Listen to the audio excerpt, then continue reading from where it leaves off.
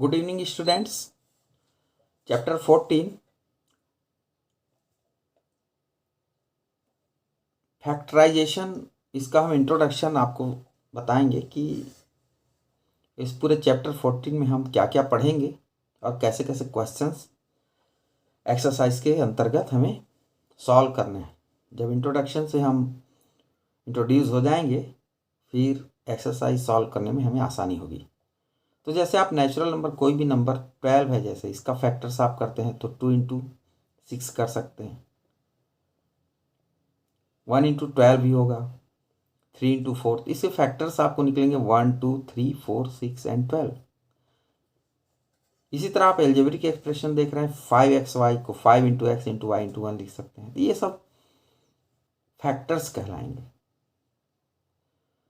कहने का मतलब यहाँ पर 12 का फैक्टर्स आपने देखा 1 2 3 4 6 12। ये जो फैक्टर्स, किसी भी नंबर का जो फैक्टर होता है वो नंबर उसके टेबल में जरूर आएगा। तो इस तरह से हम इसको समझ सकते हैं। यहाँ पर आप देख रहे हैं 15xy, तो इसको आप इससे फैक्टर्स क्या क्या हो जाएंगे, 3 है, 5 है, 1 है, 15 है। 1 और इट सेल्फ जो नंबर होता है वो अपने आप का खुद का फैक्टर होता है। 1 सभी नंबर का फैक्टर होता है और कोई भी नंबर अपने स्वयं का एक फैक्टर होता है। तो ये जो दो चीज़ तो हमेशा आएंगे। और x इंटू वाई, ये सब फैक्टर्स हैं। अब इसी तरह जैसे 3x और इन ब्रैकेट x प्लस 2, तो ये क्या हो जाए, इसके फैक्टर्स क्या क्या हो जाएंगे, 3 और x एंड x प्लस 2, अलग अलग फैक्टर्स हैं। Now what is factorisation? When we factorise an algebraic expression we write it as a product of factors. तो मेथड ऑफ कॉमन फैक्टर, तो कॉमन फैक्टर क्या चीज़ है?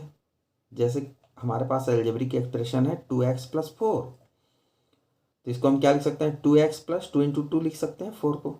अब ये दोनों ही फर्स्ट पार्ट और सेकंड पार्ट दोनों में क्या है, 2 सेम दिख रहा है। तो जो जो भी नंबर सेम है उसको हम क्या कर देंगे, कॉमन ले लेंगे। और इस तरह 2 इन ब्रैकेट, यहाँ से बचेगा x और यहाँ से बच जाता है 2। तो इस तरह कॉमन फैक्टर हम निकाल सकते हैं। आप देखेंगे कुछ इस तरह से एल्जेब्रिक एक्सप्रेशन आपको देखने को मिलेंगे, 5xy प्लस 10x। तो 5xy 10x को हम क्या लिख सकते हैं, 5 इंटू 2 इंटू एक्स। अब दोनों में 5 दिख रहा है और x दिख रहा है, तो इस तरह हम 5x यहाँ से बाहर ले लेंगे और इन ब्रैकेट यहाँ से बचेगा y और सेकेंड पार्ट से बचेगा 2x। तो इस तरह हम कॉमन फैक्टर्स निकाल सकते हैं। तो फैक्टराइजेशन बाय रीग्रुपिंग टर्म, अब हमें टर्म्स को रीग्रुपिंग करके भी हम फैक्टराइजेशन करेंगे। जैसे 2xy plus 3x plus 2y plus 3 दिया हुआ है, तो इसको हम कैसे लिख सकते हैं, x इन दोनों में कॉमन लेंगे तो क्या बचेगा, 2x यहाँ से और 3 यहाँ से बच जाएगा। अब जब कोई भी नंबर कॉमन नहीं है तो हम 1 नंबर को कॉमन ले सकते हैं। यहाँ पर 2y प्लस 3 यहाँ भी आ गया। अब दोनों में 2y प्लस 3 है तो 2y प्लस 3 को फिर से कॉमन ले लेंगे, तो यहाँ से बचेगा x और सेकेंड पार्ट से बचेगा 1।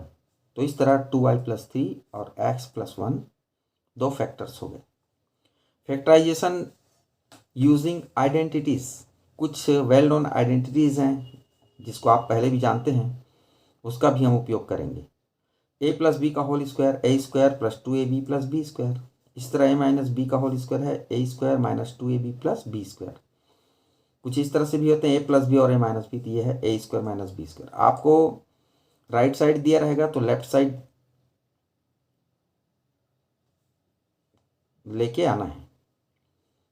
आपको अगर a square minus 2ab plus b square के फॉर्म में कोई नंबर दिया हुआ है तो आपको समझ जाना है कि a और b और बीच में माइनस ले करके वो होल स्क्वायर के इक्वल है। यदि उसका मिडिल टर्म जो है 2ab के फॉर्म में है। तो किसी भी दिए हुए एक्सप्रेशन को हम a² - 2ab + b² के फॉर्म में लिख पाएंगे अगर, तो हम उसके बाद सीधा लिख सकते हैं, उसके दो फैक्टर होंगे a - b और a - b।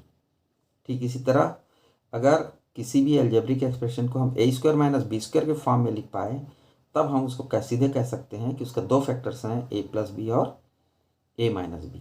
इसको एक्सरसाइज में अच्छे से और समझ पाएंगे। 4th नंबर में देखते हैं कि फैक्टर्स ऑफ द फॉर्म